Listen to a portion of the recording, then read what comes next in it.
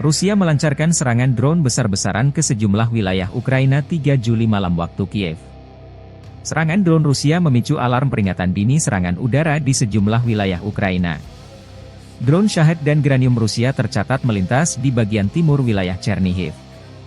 Serangan UAV di selatan Chernigov, arah barat daya, drone Shahed juga dilaporkan menggempuri perbatasan wilayah Sumy dan Poltava, jalur barat daya. UAV juga terekam di bagian utara wilayah Kiev menuju ke barat.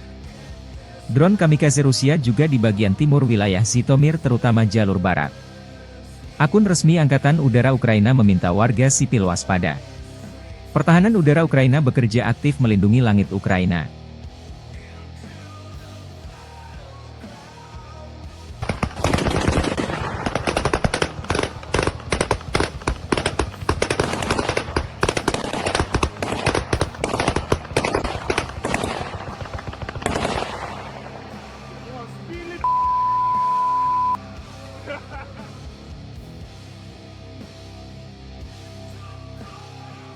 Download Tribun X sekarang, menghadirkan lokal menjadi Indonesia.